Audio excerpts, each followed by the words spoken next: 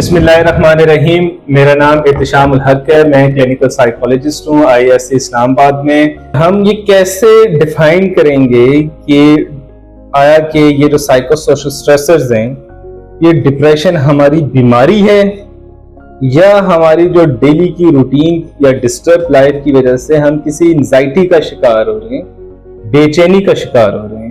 तो डिप्रेशन के सॉल्यूशन के साथ पहले थोड़ा सा इस चीज को पे भी रोशनी डालें, इसको डिफाइन कर दें कि एंजाइटी को और डिप्रेशन को अगर दोनों चीजों को अलग करें तो हम किस लेवल के ऊपर जाकर इनको अलग कर सकते हैं और कैसे एक फैमिली घर के अंदर इस चीज को खुद से आइडेंटिफाई कर ले कि आया कि अब मसला बढ़ गया है।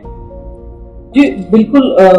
जैसे कि मेंटल हेल्थ या ज़हनी सेहत किसी की भी डिस्टर्ब होगी या वो खराब होने की तरफ अगर बंदा जाएगा तो उसमें एक चीज होती है जिसे हम कॉमनली याद करते हैं कि टेंशन हो रही है इसको। किसी भी इंडिविजुअल को, किसी भी शख्स को कहते हैं कि उसे टेंशन है, कोई टेंशन है, कोई परेशानी है, कोई दबाव है, कोई तनाव है। डिफरेंट वर्ड्स जो है ना साइमल्टेनियसली इंटरचेंजेबली यूज हो रहे होते हैं।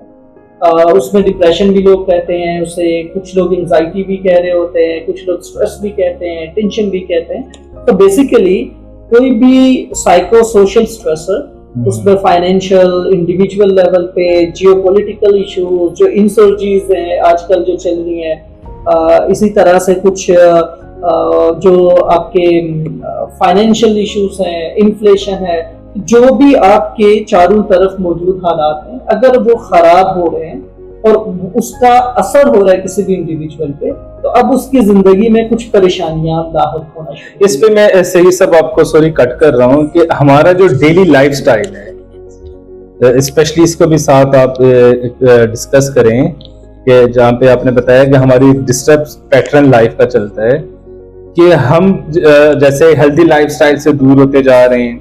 मोबाइल फोन का बहुत ज्यादा इस्तेमाल है, रात को बहुत लेट नाइट तक हम जागते हैं, मोबाइल फोन का या स्क्रीन का इस्तेमाल करते हैं। तो क्या ये टेंशन की तरफ हमें लेकर जा रहा है, डिप्रेशन की तरफ लेकर चीज जा रही है, या एंजाइटी की तरफ हमारी जा रही है? क्योंकि अगर एक शख्स पूरी रात वो जाग रहा है और उसकी स्लीप डिस्टर्ब है तो कैसे उठकर सुबह फंक्शनल लाइफ गुजारेगा?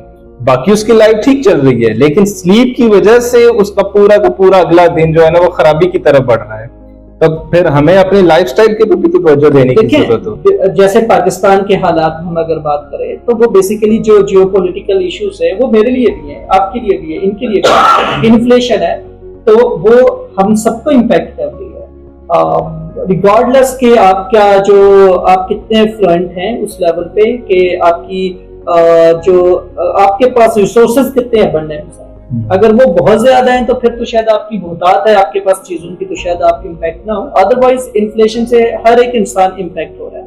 लेकिन ये जो इश्यूज होते हैं इनका जो रिस्पॉन्स सिस्टम होता है एक इंडिविजुअल का, तो वो कैसे रिस्पॉन्ड करेगा वो डिपेंड करता है उसकी ओवरऑल साइकोलॉजिकल वेलबींग पे या उसकी साइकोलॉजिकल जो प्रोफाइल है कि वो एज एन इंडिविजुअल किस तरह से है, उसकी साइकोलॉजिकल हेल्थ कैसी है, वो उसके अंदर मेंटल टफनेस या रिजिलियंस किस लेवल पे है, और उसका जो बिलीफ सिस्टम क्या है, यानी कि उसका रिलीजन पे क्या क्या किस किस्म का बिलीफ है, उसका जो सपोर्ट सिस्टम किस किस्म का अवेलेबल है, जैसे फैमिली, सिबलिंग्स, बाकी जो फ्रेंड्स हैं वो सर्कल, सोशल सपोर्ट सिस्टम कैसा है।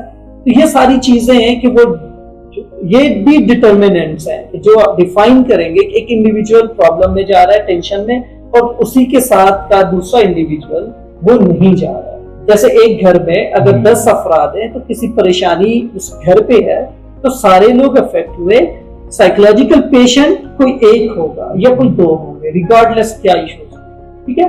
तो ये वाली जो डिफरेंसेस है ना, इसमें हमने देखना होता है, इसमें जेनेटिक डिफरेंसेस भी होते हैं, आपकी फैमिलियल पैटर्न्स होते हैं, इंसान की अपनी उसकी जो बायोलॉजिकल प्रीडिस्पोजिशन है और साइकोलॉजिकल प्रोफाइल, रेजिलियंस जो, अब ये सारी चीजें मिलेंगे उसमें। उसका फिर जो लाइफस्टाइल एहतिशाम साहब डिस्कस कर रहे थे, अगर सेडेंटरी लाइफस्टाइल है, स्क्रीन टाइम बहुत ज्यादा है, फिजिकल एक्टिविटीज नहीं है, तो अब टेंशन, स्ट्रेस, उसकी मेंटल टफनेस उतना वीक होगा, उसका रेजिलियंस उतनी वीक होगी।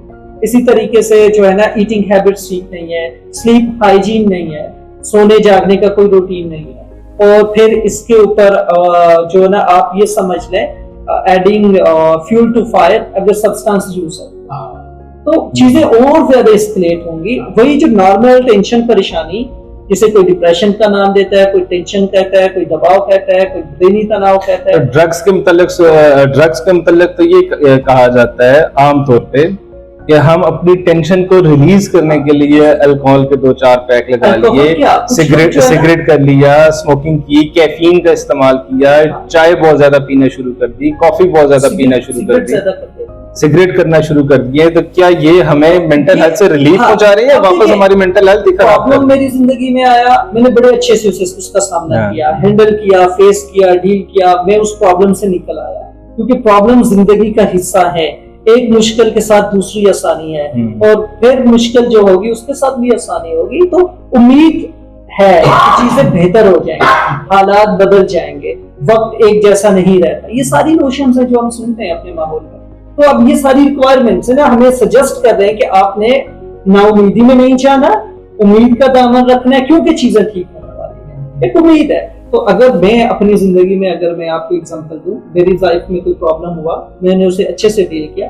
अब 2 तरीके, या तो अच्छे से डील करना या बुरे तरीके से डील करना। अगर आप अच्छे से डील करोगे तो आपकी जो कोपिंग स्किल है वो पॉजिटिव है, उससे अच्छा आउटकम निकला, आपका अपना खुद एतमादी भी बढ़ी, और आप अपने मुआशरे में ज्यादा अच्छे से, और आपका टेंशन परेशानी भी दूर होगी। इसी तरीके से इसके बरक्स कोई ऐसा शख्स है, उसकी जिंदगी में मसला आया, टेंशन पैदा हुई, परेशानी हुई, और उस परेशानी पे उसने कोई नेगेटिव तरीका इस्तेमाल किया, जैसे खाना ज्यादा खाना शुरू कर दिया, ओवर ईटिंग, और कैफीन का इस्तेमाल बढ़ा दिया है, या फिर सिगरेट पे सिगरेट पीना शुरू कर दिया, या कोई और नशा जो इलिसिट ड्रग है, जो मंशियात में से, उस पे इस्तेमाल कर दिया, या घर में पड़ी कोई ऐसी गोली जो सुकून के लिए, जो नींद और ऐसी अद्वियात होती है घर में मौजूद होती हैं, उनका इस्तेमाल करना शुरू कर दिया कि मुझे एकदम इंस्टेंट रिलीफ मिले।